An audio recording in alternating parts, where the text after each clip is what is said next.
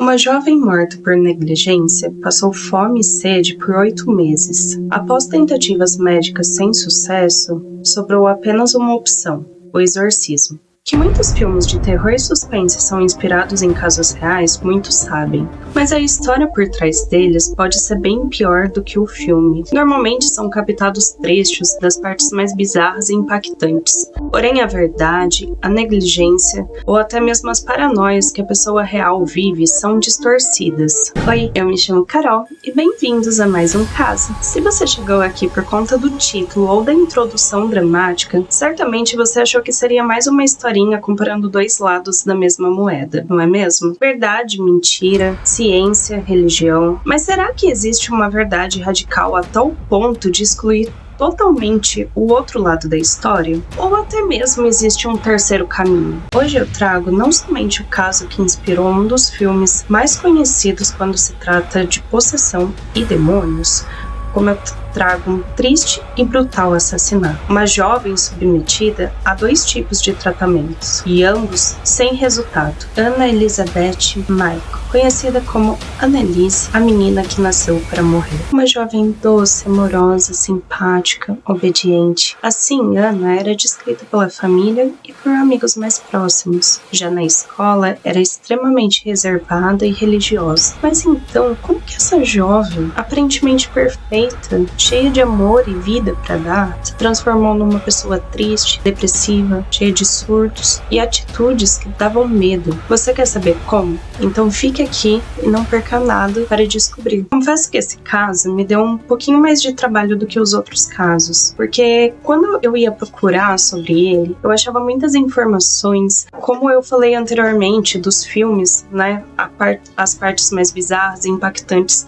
É claro que num caso de possessão, o impacto tá aí. Você vai pesquisar a possessão, só que a gente tem que lembrar, ela foi uma pessoa real, sabe? Ela teve uma infância como qualquer outra pessoa, e ela teve uma adolescência também, como outras pessoas, e foi ali no comecinho da vida adulta que tudo acabou se transformando. Eu queria trazer a história verdadeira e de uma forma cronológica, explicando desde o comecinho da vida dela, pra gente poder entender. Nem sempre foi assim, que a história por um todo não tá na parte só da possessão, ou só dos rituais, ou só da igreja, da ciência, da doença que ela passou. Eu queria trazer ela como uma pessoa como eu, como você, real, que passou por coisas reais, que sofreu, que cresceu ali na vida, que estava buscando alternativas, que estava buscando um caminho. Então eu pesquisei por diversas notícias, filmes, música, livros, enfim, tudo que eu podia estar trazendo cada vez mais essa história dela. Então hoje você vai ver uma história diferente de qualquer outra que você viu sobre o caso. Uma história contada em ordem cronológica, que tem essa empatia de pegar a vida mesmo, estudar tudo que ela passou, o que gerou para causar o que ela passou, as consequências de cada coisa. E se você já gosta desse tipo de conteúdo, sinta bem-vindo para curtir o canal, se inscrever e compartilhar também ideias sobre outros casos que vocês queiram e o que vocês gostam que eu traga aqui. O canal também está com diversas novidades que eu vou estar trazendo aos pouquinhos aqui para vocês. Eu tô com várias ideias, com vários planos, estão me planejando aqui para poder trazer cada vez mais conteúdos, trazer cada vez mais filmagens, coisas mais interessantes. Já compartilha com todo mundo que você conhece, que sabe que gosta desse tipo de conteúdo. Já deixa aqui nos comentários os casos que você gosta e você quer que eu faça essa pesquisa mais aprofundada para poder trazer para vocês. Eu agradeço muito, me ajuda demais. Obrigada. E agora vamos pro caso. Annelise nasceu no dia 9 de setembro de 1952, no estado de Baviera, na Alemanha. Filha de Joseph e Anna Michael, ela cresceu numa família extremamente religiosa e cresceu acreditando que deveria cumprir penitências para salvar a si mesma e a família de todo o mal, além de de compensar os pecados da mãe. Antes do seu nascimento, sua mãe acabou tendo uma filha ilegítima, um pouco antes de se casar, e a menina faleceu aos 8 anos de idade durante uma cirurgia para a remoção de um tumor. O pecado cometido pela mãe gerou muita revolta e vergonha na família. Assim, ela foi obrigada a casar com um véu preto, já que o véu branco ele simboliza pureza e inocência. Ana acreditava que precisava salvar a sua família, precisava salvar a quem estivesse mais próximo, a todos que cometiam pecados. E por diversas vezes ela chegou a dormir sobre pedras para poder reprimir o pecado causado pelos viciados em drogas que estavam próximos ali da sua casa. Entre outras coisas que ela fazia, acreditando que assim ela podia salvar a humanidade. A sua família também frequentava 2 vezes por semana, no mínimo, as missas da igreja. É comum em famílias fervorosas acreditar que através de punições a gente pode estar salvando a nossa família, um ente querido, as pessoas próximas. É comum também diversos pais projetar isso para os filhos, através de alguma coisa que eles cometeram, acabar punindo seus próprios filhos para que eles possam reagir, possam trazer uma vida melhor. Ou até mesmo quando a pessoa não consegue desfrutar de um sonho, seja por um motivo qualquer, mas não consegue realizar seus próprios sonhos, acaba projetando isso no filho, para o filho poder realizar, para poder fazer. Só que as pessoas esquecem que os sonhos não são dos filhos, e sim delas mesmas, e acabam projetando, acabam obrigando ali o filho ou uma pessoa querida ali a estar passando por diversas coisas. E é complicado quando a gente está de fora entender algumas atitudes, algumas coisas que as pessoas fazem. É difícil saber se isso é certo, se isso é errado. É muito fácil você pegar e julgar o que a pessoa tá passando quando você tá de fora e falar assim, não, mas o que ela fez foi horrível,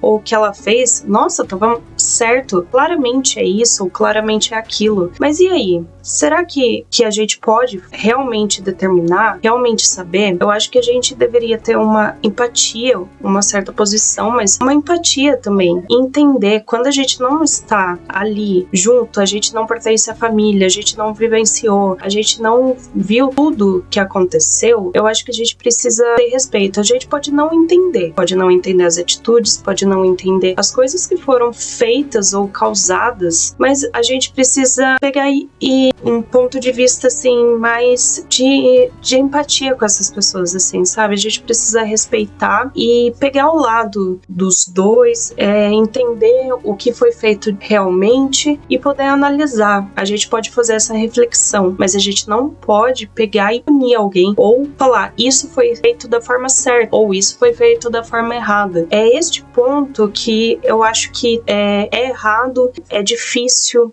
de compreender, ainda mais a gente estando fora da situação. Eu não vim aqui criticar ou defender nenhum tipo de crença, seja religiosa, seja científica. Eu vim contar uma história comovente e meu objetivo é fazer uma reflexão junto a vocês, pra gente poder entender, compreender, ver o que ela realmente passou, ver o que realmente aconteceu ali e entender. Claro que a gente vai ter uma opinião, claro que a gente vai ter um lado, seja pela nossa realidade ou seja por coisas que a gente ouviu falar, escuta, mas a gente precisa ter respeito acima de tudo e compreender tudo, o passo a passo, sabe? Como que era a vida dela, o que acabou acontecendo. Assim a gente vai ter uma história muito melhor, sabe? Um ponto de vista muito melhor. Como a gente já viu, ela teve uma infância tranquila. Apesar dessa família fervorosa e ela cumprir essas penitências, tudo pra poder ajudar, parece ser uma pessoa bondosa, sabe? Além de ser muito crente no que ela tá fazendo, ela tinha um bom coração, queria ajudar as pessoas. Ela acreditava que assim ela podia ajudar. Mas quando ela tinha 16 anos, ela passou pela primeira convulsão dela. E isso acabou gerando um tratamento que durou cerca de 5 anos. Ela continuou seguindo com o tratamento e continuou sua vida. E aos 21 anos, ela entrou para a universidade, onde ela cursou pedagogia e teologia. Ela tinha um sonho de dar aula para o ensino fundamental e ensinar religião. religião. Um caminho promissor. Como qualquer adolescente, ela passou a morar no campus ali na universidade para melhorar os estudos, para facilitar tudo. Porém, em um determinado momento ali, ela passou a sentir uns cheiros estranhos, ver umas figuras que ela considerava demoníaca, e nisso ela passou a procurar uma médica neurologista e encontrou a Irmingard, que foi a responsável pelo diagnóstico dela de epilepsia. E assim que soube da epilepsia, já foi dado início a um novo tratamento também, porque ela já tinha um tratamento dos anticonvulsivos ali para ela, e agora para a epilepsia. Então ela iniciou um novo tratamento. Tinha anticonvulsivos e também estabilizadores de humor, como outros ali. Eu acho importante neste momento estar falando que ela pesava ali nesta época um pouquinho mais de 60 quilos, e depois vocês vão entender o porquê disso. Com esses novos medicamentos, ela ficou mais 2 anos em tratamento, ou seja, aí foram 7 anos de tratamento no total. 5 só com os para convulsão e 2 anos de tratamento com o para epilepsia. Mas esses remédios passaram a não fazer muito efeito. Ela continuava tendo as visões, continuava sentindo cheiros fortes, continuava tendo alguns surtos. Então, ela precisou ser internada. Como ela teve essa piora, ela precisou ser internada num hospital psiquiátrico, no qual ela ficou 1 ano. E durante este 1 ano, consequentemente, ela foi afastada da igreja, dos seus pais, né, de todo mundo ali, do mundo que ela vivia, assim, né, compreendia. E acredito que pelo fato dela ter ficado afastada da religião, afastada de todas as crenças ali, ela teve uma piora muito grande depois que ela saiu dessa internação. Depois disso, sua família acabou querendo participar de uma peregrinação organizada por uma amiga da família. Ia para a cidade de São Domingos, na Itália. E nessa peregrinação, eles iam passar por diversos locais religiosos, considerados religiosos, né? Igrejas, tudo mais. E a Annelise, ela não conseguia entrar nestes locais. Tentou até passar por outros caminhos, tentou entrar de outras formas, né?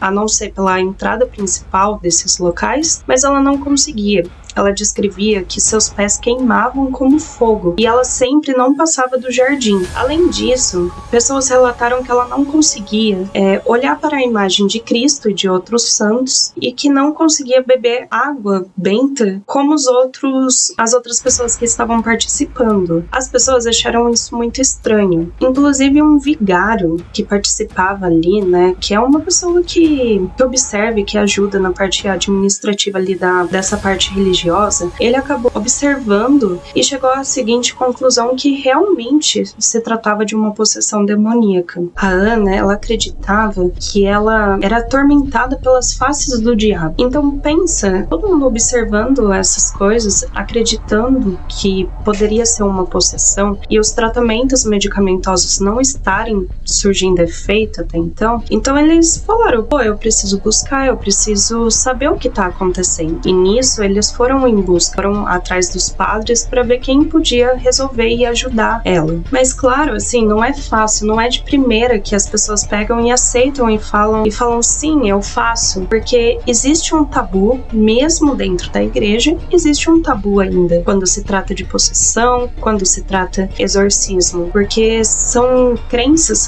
se trata de coisas, assuntos muito mais complexos do que a gente acha. Então, teve sim uma recusa. Eles não conseguiram de imediato isso, como falam em muitos lugares, porém as pessoas exageram e falam que eles tentaram muitas e tiveram diversos pedidos negados, mas não foi bem assim. Eles tiveram 2 pedidos negados e no terceiro pedido deu certo, entendeu? Então não foi uma coisa muito assim, eles ficaram buscando muito e muitas pessoas se negaram e foi extremamente difícil, né? Mas essas 2 pessoas que negaram, eles falavam para ela continuar com os tratamentos medicamentosos, assim, e que não poderiam ajudar. E quando chegou o pedido desse terceiro padre, que era o padre Adolphe, ele decidiu encaminhar um relatório religioso para o bispo, o que ajudou muito, porque com a ordem do bispo eles poderiam estar realizando. E neste relatório ele contradizia que se tratava de uma doença, e sim que ele acreditava que era mesmo uma possessão.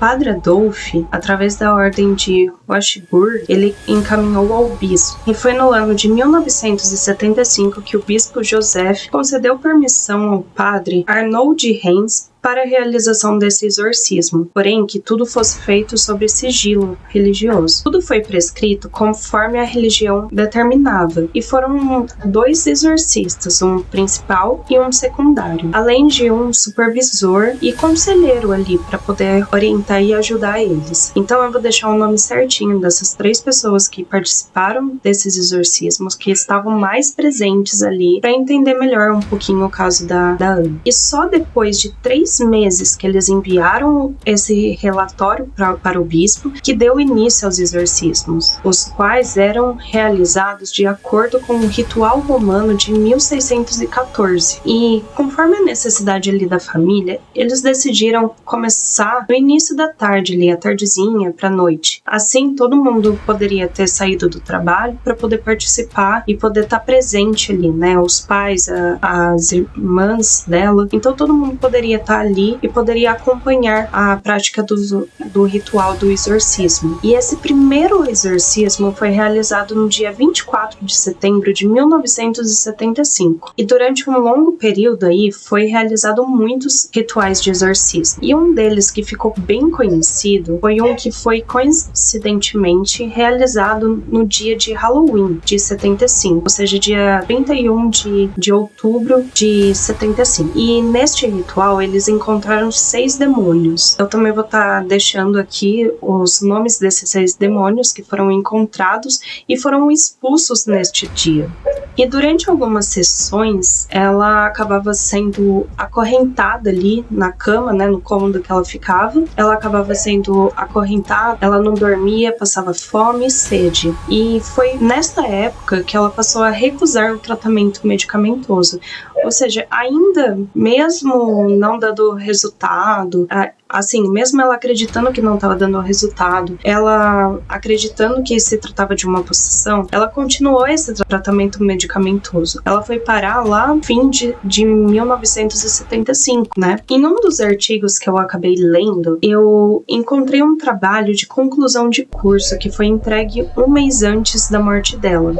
E o trabalho tinha como título O Medo e a Possibilidade de Lidar com Ele na Educação Religiosa. E eu procurei nos sites da universidade, procurei em diversos locais para ver se realmente tinha sido entregue essa conclusão de curso. Porém, eu não consegui encontrar nada que falava sobre isso. Eu encontrava muitas pessoas falando sobre o caso, né, nos seus trabalhos de conclusão, mas eu não encontrava o trabalho dela em si. E se alguém estiver assistindo e já ouviu falar sobre isso, se tem alguma informação, se sabe aonde eu posso estar encontrando, por favor, deixa aqui nos comentários que num próximo vídeo eu posso estar trazendo somente este trabalho, se ele realmente existe. Eu posso estar fazendo um vídeo completo só fazendo a análise do trabalho de conclusão dela. Mas na sexta-feira santa, dia 16 de abril de 1976, ela teve uma piora muito grande nos sintomas. E devido a isso, ela achou melhor sair da universidade e voltar a morar na casa dos pais. Nesta época, eu falava que ela a ficar ajoelhada 600 vezes por dia, né? Eu acho que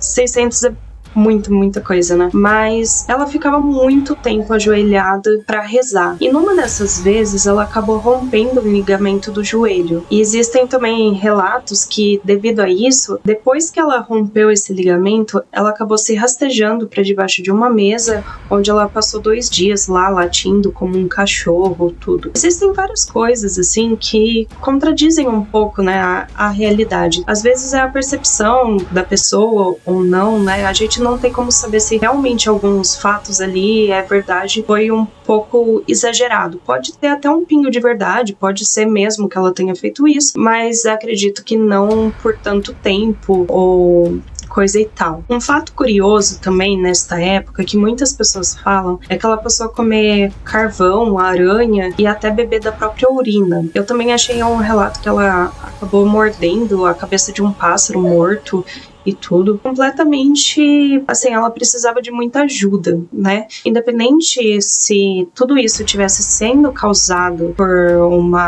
um demônio, por algo do tipo, ou se isso tivesse sendo causado pela psicose, por tudo ali que ela estava passando, ela precisava de cuidados. Não é normal, não deveria ser normal, assim, uma pessoa se alimentar de insetos, se alimentar da própria urina ali, de objetos e coisas que não são para o consumo humano. E durante as crises ali de epilepsia ou por outras coisas que ela estava passando, ela acabava se machucando, se automutilando. Então ela se arranhava, ela batia o rosto, ela se machucava muito ali no final. E durante uma dessas visões que ela tinha, ela relatou que acabou encontrando com a Virgem Maria, a qual passou a fazer uma proposta ali para ela.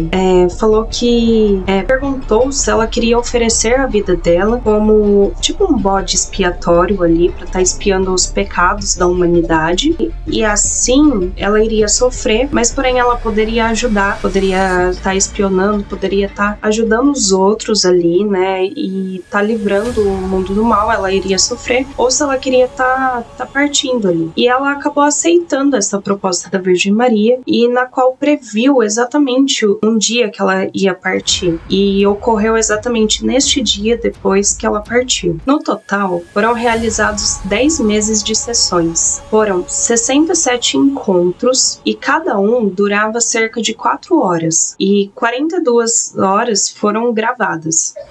Fazendo as contas, assim, eu cheguei à conclusão, então, essas visitas ocorriam 4 vezes por mês, mais ou menos. Então, por exemplo, todo final de semana ocorria essas visitas. Afinal, ela fazia faculdade, ela ficou até ali um longo período ali da faculdade, né? Então, eu acredito que aos fins de semana ela vinha para casa da sua família, onde ela realizava essas sessões, porque as sessões falaram que eram realizadas ali na casa da família, né? Não ali na escola ou em qualquer outro lugar, né? Não ali na universidade. Então, eu acredito que ela voltava para casa todos os finais de semana, realizava essas sessões que duravam em média lá umas 4 horas, e uma vez por semana mais ou menos, porque elas tiveram início em setembro de 1975 e duraram até julho de 1976. E no final ela acabou ficando muito esquelética, ela estava extremamente agressiva, ela estava definhando, assim,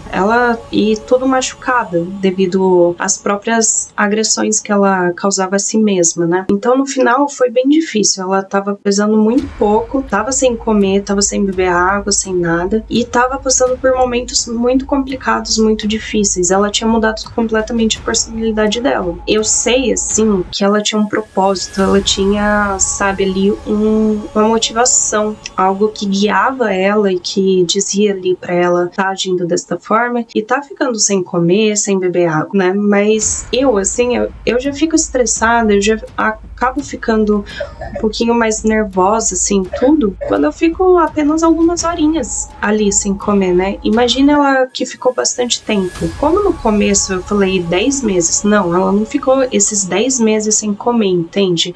Ela ficou ali no final. Mas a maioria das notícias que falam sobre o caso falam isso, sabe? Que ela ficou 10 meses sem comer, que ela ficou latindo por 2 dias ali no chão, que ela rezava 600 vezes ali por dia ajoelhada. Então são coisas assim, acabam exagerando, na verdade, porque tem sim pontos ali que são verdades, mas tem esse exagero, tem essa distorção da realidade para causar um impacto maior nas pessoas. Então no final, assim, ela dizia que queria morrer mesmo, para que ela pudesse espiar, para que ela pudesse ajudar, assim, a humanidade, né? A salvar a humanidade. E na igreja, tem em diversas igrejas, né? Não só cristianismo, né? A igreja católica, mas diversas religiões, diversas crenças, elas acreditam que o jejum é bom para você poder se aproximar com Deus, que enfraquece os espíritos malignos e que isso te aproxima ali de Deus, né? Muitas pessoas praticam até hoje isso, isso é comum se ver essa prática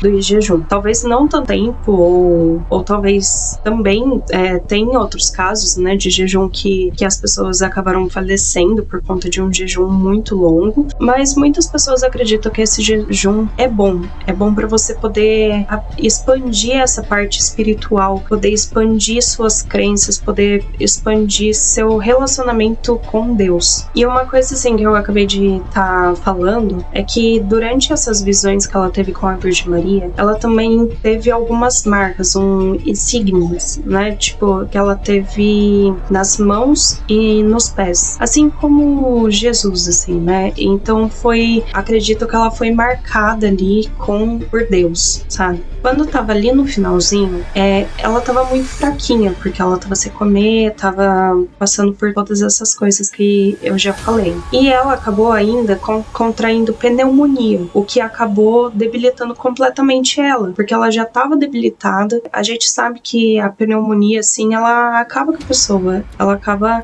piorando todos os sintomas. Então ela acabou falecendo também devido a isso, porque ela não resistiu a essa pneumonia. E um pouquinho antes dela morrer, ela acabou falando pra mãe dela que estava com medo, né? Porque ela já entendia, já compreendia, sabia que estava chegando o momento da sua morte, do fim, né? Então ela falou que estava com medo pra mãe dela. E no dia 30 de junho de 1976, pesando lá 31 quilos a menos, ou seja, uns 29 quilos ela tava, recebeu a absolvição do padre Heinz e morreu naquela mesma noite. Ela tinha 23 anos de idade nessa época e tava pesando muito pouco, né? Já tinha sofrido muita coisa e tava com um peso extremamente baixo. Ela acabou morrendo durante a noite enquanto ela dormia. Quando o médico chegou ao local e viu a situação da menina, ele não conseguiu determinar que eram causas naturais ali. E nisso,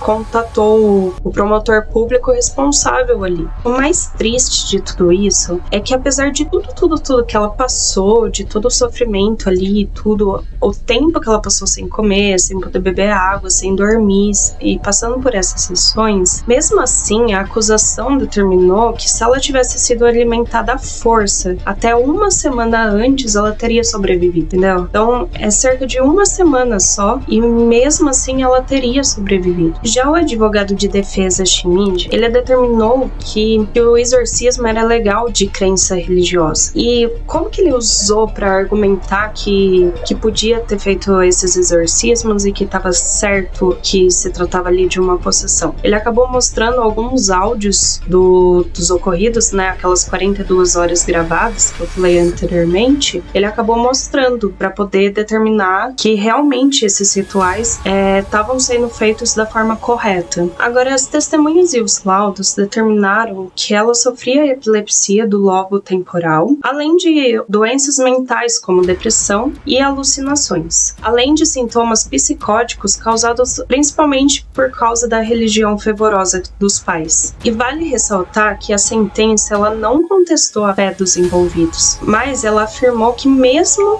que se tratasse de um problema espiritual, eles deveriam buscar ajuda médica. Então seus pais e os padres Ernest e Arnold foram condenados por homicídio negligente ou homicídio culposo, com direito à liberdade condicional de 6 meses. Eles chegaram à conclusão que seus pais deveriam ser absolvidos, já que eles já tinham sofrido o suficiente devido a todos esses rituais, devido a todas as coisas que eles presenciaram e passaram durante esse tempo. E eles foram proibidos de se despedir da filha, proibidos de ver ela ali. A igreja, ela foi condenada a pagar uma multa. Com tudo isso que aconteceu, então a Alemanha decidiu encerrar a prática de exorcismo e ela debateu sobre a liberdade religiosa e direitos paternais. Em 1984, os bispos das igrejas alemãs pediram para as igrejas reverter os exorcismos. E só no ano de 1999 que foi feita uma nova releitura, uma nova escritura ali sobre a prática dos exorcismos com algumas alterações. O ritual ele não era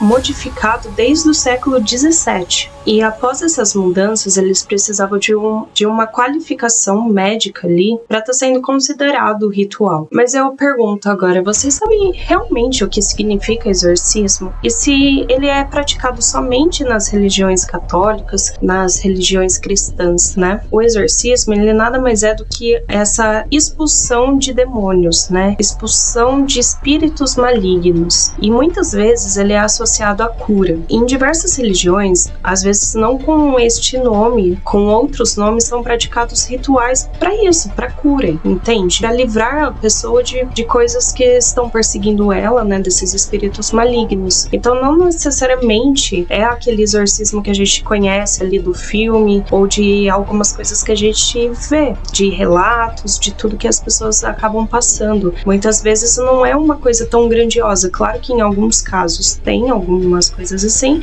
e outros é bem mais simples. Inclusive, no Antigo Testamento não tem palavra explicitamente assim, exorcismo ali, mas tem algumas passagens que eles acreditam que referia a isso, né? Como a serpente no Jardim de Éden. Então, tem muitas coisas ali que você acredita que foge muito disso, mas não é. É um assunto que ainda gera um tabu muito grande e sempre vai gerar medo, sempre vai gerar coisas muito ruins. Porém, no Novo Testamento sugere que Jesus praticava esses rituais de exorcismo, né?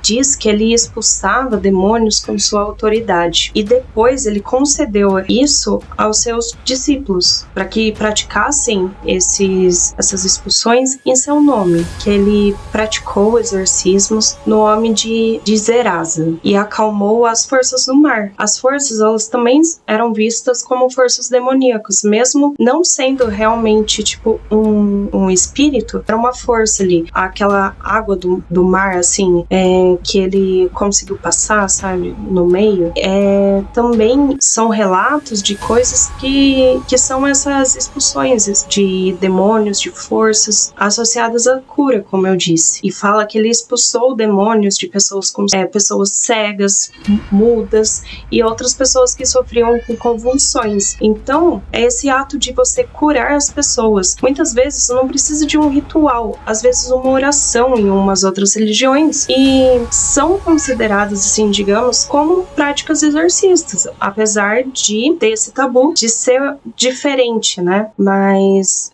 eu não estou expressando aqui a minha opinião sobre isso, eu estou falando o que eu vi, o que eu estudei, o que eu li sobre o assunto, para estar passando para vocês. Inclusive, eu achei duas passagens muito interessantes aqui na Bíblia que falam sobre o exorcismo em si. E eu vou estar lendo aqui rapidinho para vocês. Inclusive, eu tô com uma Bíblia enorme aqui, que era da minha avó.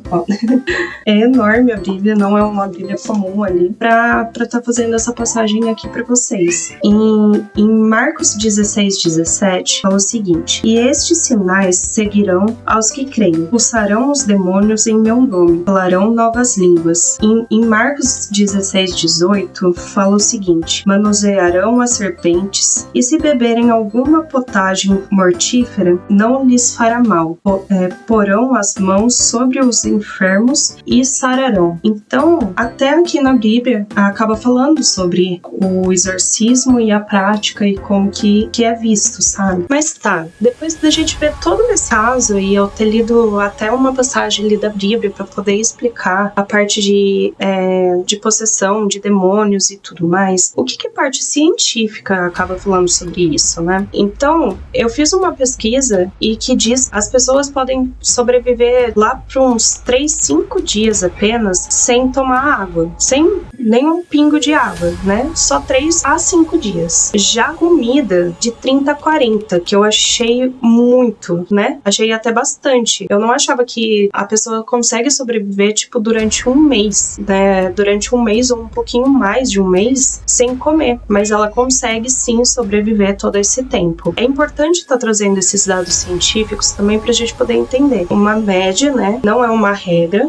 Vai depender também do estado que a pessoa se encontra, né? Se a pessoa tá debilitada, se a pessoa não está debilitada, da idade, do peso da pessoa para tá trazendo essas informações, né? Não significa que qualquer pessoa pode sobreviver durante este período sem água ou sem comida, mas sim, em média, as pessoas conseguem sobreviver. Claro que elas podem ter complicações que podem afetar neste valor, neste resultado, mas é isso que eu queria trazer, esses dados. Agora, assim, trazendo um dado assim, curioso, né? No filme, muitas pessoas acordam às 3 da manhã, né? A promotora ali do caso acaba acordando às 3 da manhã, muitas pessoas. E por quê? Qual que é esse significado das 3 horas, né? Porque normalmente a gente pode acordar às 3 horas da manhã também e a gente fica com aquela sensação estranha, né? Que tem alguém nos observando, já que foram tantos relatos de tantas pessoas falando também sobre esse assunto, né? Que é um fato ali. Então, o que significa acordar às 3 da manhã? Na espiritualidade, ela tá ligado a uma sensibilidade maior energética, ligado a mensagens do seu subconsciente. Por isso que você acaba despertando. E você tem uma intuição ou talvez até uma comunicação com esse mundo espiritual. Já na cultura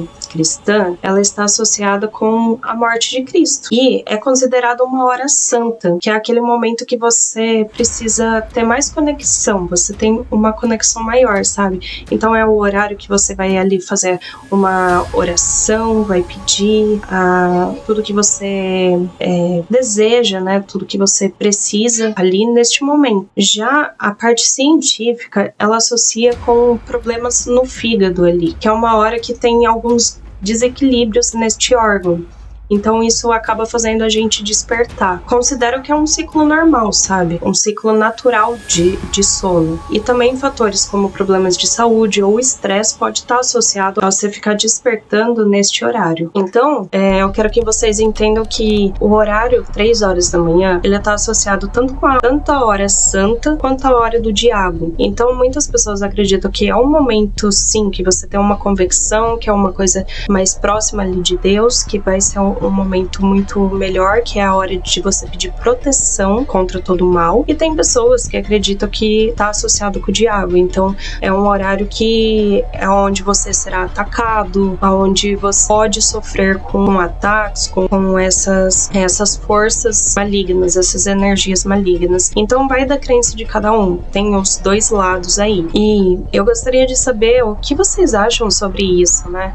Vocês acham realmente que está associado a uma hora santa, a uma hora do diabo? E assim, claro, respeitando, né, a crença de cada um, eu quero que nos comentários, assim, ninguém desrespeite ninguém e que só expresse um pouquinho mais a sua opinião. Falem o que vocês sentem. Vocês se sentem bem quando acorda de madrugada, assim? Se sentem com energia, dispostos para fazer todas as coisas? Ou vocês acabam dormindo de novo, né? Ou acabam associando isso com coisas ruins mesmo e daí fica com aquele sentimento pesado ali e não consegue mais adormecer por causa disso, por causa de medo, por causa de tudo que vocês passam, assim. Eu gostaria de entender, de saber um pouquinho mais como vocês pensam, reagem a determinadas crenças, a determinadas coisas que acontecem mesmo no nosso dia a dia. Já o Halloween, né, associado lá com a primeira possessão dela, como que surgiu o Halloween, né? Vocês acabou de passar o Halloween, assim, e eu não sei se vocês já pararam pra pensar,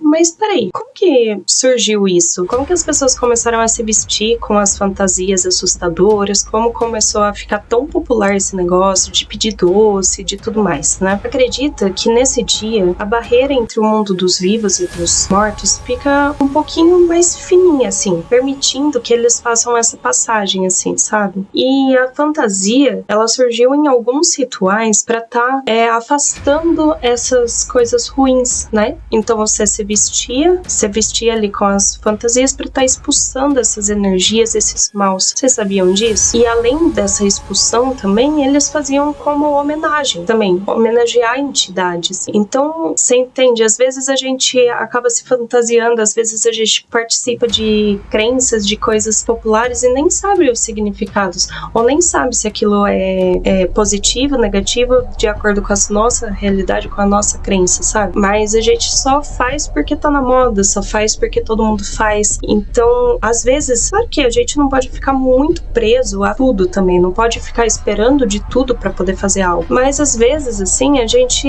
fazer uma pesquisa básica, assim, fazer algo para poder saber, mas peraí, realmente surgiu desse jeito? Realmente é desta forma que acontece? Ou não, a gente só tá agindo como a maioria das pessoas age? Ou a gente só tá... a gente crê em alguma coisa porque as pessoas falam, ou porque a gente crê, porque a gente sente. A gente sente que aquilo é verdadeiro, aquilo serve pra nós, entende? No filme, passou muito sobre isso também de propósito de vida, né? Você já parou pra pensar qual o propósito que você tem de vida, né? O que você acha que faria, que você poderia mudar o mundo, poderia mudar a percepção das pessoas, poderia ajudar, poderia se ajudar, sabe? Já parou pra pensar nisso? O tipo de epilepsia que ela sofria no lobo esquerdo é muito mais grave que do lobo direito. E os primeiros sintomas estão associados a sensações incomuns, como cheiros e gostos estranhos que a pessoa sente, além de sensações de déjà vu. Também está associado a pessoa fazer movimentos repetitivos, como lamber os lábios, esfregar as mãos ou caminhar sem rumo. Também alterações emocionais devido à sua ligação com as amígdalas, além de alguns déficits cognitivos, como processamento auditivo, né, alteração na audição, além de sons sequenciais e alteração seletiva. Outra parte, assim, que falava é que ela falava com algumas vozes diferentes, algumas línguas diferentes. Porém, sua família, né, isso foi discutido e foi mostrado até no filme, que sua família, ela falava algumas línguas, né, por conta da sua crença religiosa mesmo, sugerindo que ela pudesse estar aprendendo outras línguas e falando essas línguas ali, não que ela tivesse realmente possuída para estar falando com aquelas línguas. Não sei se vocês entenderam, tipo, que ela tinha aprendido essas línguas diferentes, né, estrangeiras aí, diferentes, e que não simplesmente ela estava falando porque ela estava possuída. Sua mãe declarou: ela salvou muitas vidas. Em 2005, ela participou de uma entrevista na qual ela falou que sentia muita saudade da filha, porém ela não se arrependia das decisões tomadas. Ela disse: eu sei que fiz a coisa certa, porém eu vi o sinal de Cristo em suas mãos. Ela morreu para salvar outras almas perdidas, para expiar seus pecados. Era uma menina bondosa, amorosa, doce e obediente, mas quando estava possuída, não era natural, algo que poderia explicar. Devido a tudo isso que ela passou, muitos católicos até hoje acreditam que ela realmente fez algo muito bom para eles e para todo mundo, e que era muito importante, que ela realmente expiou esses pecados. Como virou local de peregrinação para muitas pessoas também. Este caso, ele foi muito importante, inspirou filme, livros, músicas, muitas informações, muitas coisas você acaba encontrando, porque foi um caso impactante, interessante, né, que ocorreu aí no século passado e que chamou a atenção mundial, assim, né, sobre o caso. E isso acabou impactando. Muitas pessoas viram isso como algo bom, ou muitas pessoas viram isso como algo ruim, que nem eu falei, muitas pessoas têm medo, muitas pessoas não entendem, e sempre vai existir, sempre vai ter. Só que em 2013 acabaram incendiando criminosamente, né, a casa da família ali. É muito triste, independente de tudo, assim, é triste. E mesmo assim, eu vendo fotos ali do incêndio, que foi algo ali criminoso, tem imagens, por exemplo, que você consegue encontrar, que as pessoas fazem um círculo ali numa janela para dizer que tem alguma imagem, que tem um espírito ali, sabe? Então é isso, a crença, as coisas, tudo que as pessoas acreditam, que elas fazem assim contra. Graças a Deus não machucou ninguém, não tinha ninguém, né, na casa no momento, né, não tinha ninguém, mas é triste, assim, era pra ser algo ali, uma passagem, assim, querendo ou não, de você tá lembrando a vida de uma pessoa, né, de uma pessoa que viveu ali ali de uma pessoa que cresceu ali, de uma família. Eles podem ter tido aí alguns problemas, eles podem ter passado por diversas situações que não são bem aceitas pelos outros, mas eles eram pessoas, né? Então imagine você ter a sua casa incendiada, né? Independente do motivo que causou isso. Se foi algo sem querer, tudo bem, mas ali não, foi algo intencional mesmo.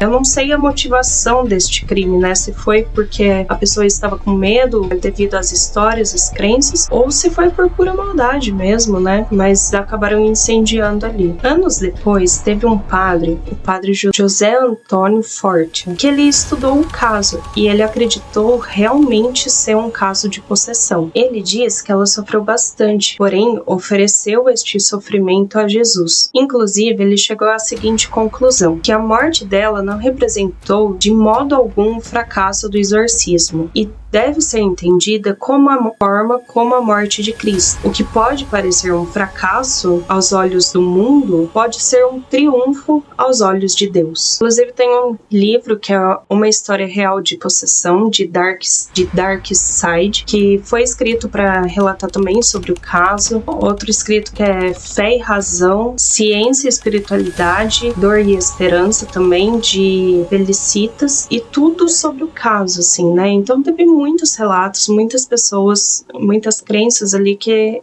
eles acreditavam, né, ser um caso extremamente complexo, né, extremamente diferente de tudo que a gente já tinha visto. Chegamos ao final de mais um vídeo. Eu sei que é um vídeo mais extenso, foi um caso mais demorado, mas como eu falei, eu pesquisei muito, vi muitas coisas e eu achei que eu tinha que trazer essa história contada de uma forma diferente, né, contada com uma certa empatia, né, pra vida dela. E eu queria deixar a seguinte observação, assim, né, vale a pena a gente ficar julgando a vida, né, dela como a vida dos outros, né? Tipo, será que foi possessão mesmo? Ou será que foi só devido aos problemas de saúde? Assim, na minha opinião, né? Eu acredito, sinceramente, que existe doenças muito sérias, muito graves, como existe sim essa parte da espiritualidade também. E eu acho que a gente não devia separar, ver uma verdade ou um tipo de tratamento único. Só que é muito difícil. No mundo que a gente vive hoje é complicado, sabe? Se você vai mais pra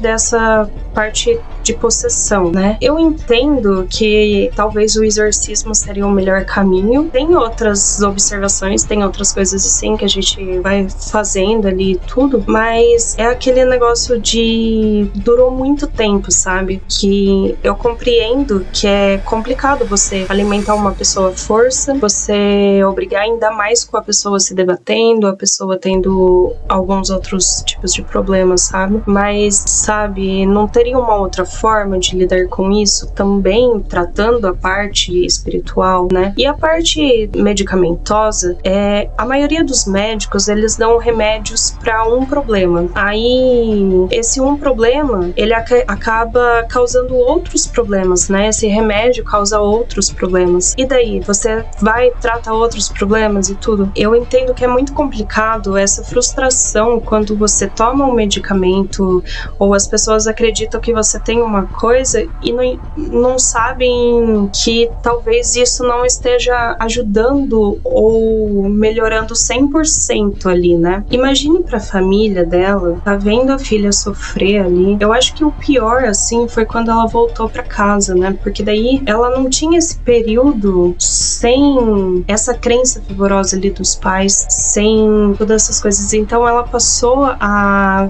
viver daquilo, né? A viver a vida daquela forma. Não que isso foi a única coisa que causou todo o sofrimento dela. Não tô falando isso. Mas é difícil. Pessoa que estava ali na faculdade, estava querendo ou não, mesmo que ela tivesse surtos, mesmo que ela tivesse os problemas dela, ela ainda estava vivendo um mundo paralelo, assim, um mundo afastado ali dos estudos, das outras outras coisas que ela estava fazendo. Inclusive, se ela acabou fazendo essa conclusão e tudo, mostra que ela estava estudando, né? Ali estava fazendo as coisas. E se ela estava vivendo ali no campus, ela estava se dedicando a isso, né? Então, ali ela ficou meio que condenada à crença da família, né?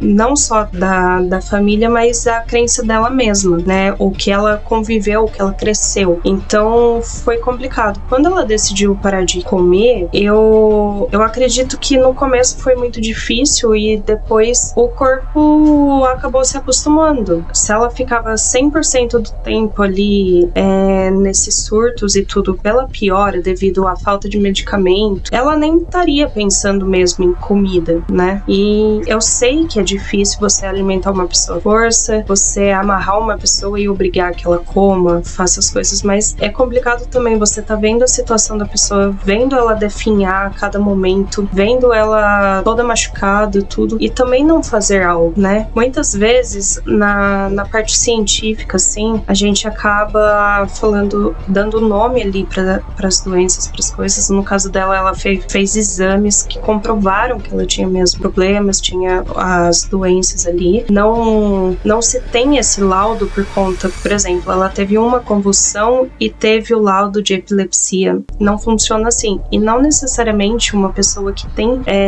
convulsão tem epilepsia. Porém, as pessoas que têm epilepsia normalmente têm convulsão, entendeu? Então, ela provavelmente teve várias crises ali de convulsão até chegar no episódio ali de epilepsia, chegar a diagnosticar isso. Eu sei que antigamente os exames feitos não eram tão precisos como o de hoje, mas se foi diagnosticado isso, ela realmente tinha um problema ali, né, uma má formação ali, e deveria ser tratado sim de forma medicamentosa. Se não tá resolvendo ali os medicamentos, tá buscando por outros medicamentos, e é complicado os dois lados, entende? Quando você para pra entender e compreender, porque é frustrante realmente quando você tá ali num tratamento com medicamento e você não obtém melhoras, sabe? Você ainda tá sentindo aqueles sintomas e o remédio, muitas vezes, ele acaba sendo pior, sabe? Se você parar e ler muitos medicamentos para esses casos mais psicológicos, assim, se você parar para ler a bula desses medicamentos, é assustador. Os efeitos colaterais são assustadores. Então, não dá pra gente pegar e julgar, entende? Não dá pra excluir o outro lado da história, sabe? Não dá, não tem uma verdade absoluta. Independente se ela sofreu possessão, independente se ela sofreu com as doenças, ou com os dois estavam ligados ali, a gente não pode julgar, a gente não pode pegar e não entender que ela era uma pessoa, que era um ser humano, sabe? Eu gostei bastante ali do filme, né, que mostrou essa parte, principalmente ali do julgamento, de todas as coisas, do padre querendo contar a história de vida dela, contar a verdadeira história, né, tudo. E achei legal esse negócio de falar sobre propósito de vida, porque além de ter um monte de, tipo, tá falando sobre um caso extremamente complicado,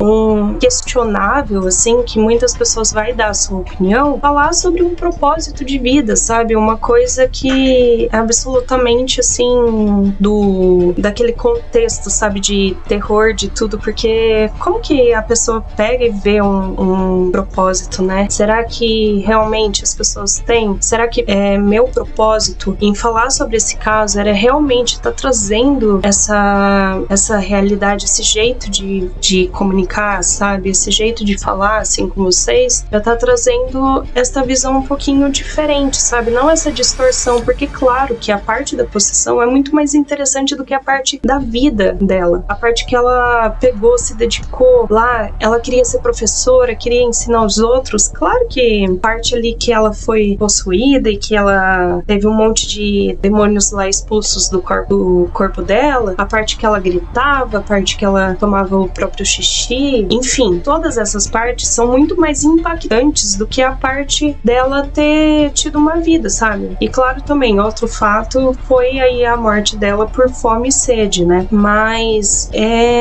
você entende que ela era uma pessoa pessoa era um ser humano e deveria ser tratada como uma pessoa e um ser humano, como qualquer outra pessoa, independente das crenças, independente dos tabus que a gente passa. Então bom, eu sei que eu estendi bastante esse caso e tudo. Eu sei que eu demorei um pouquinho aqui pra estar trazendo pra vocês, mas é exatamente por causa desse estudo e por conta dessa cronologia que eu queria trazer pro caso que eu acabei demorando.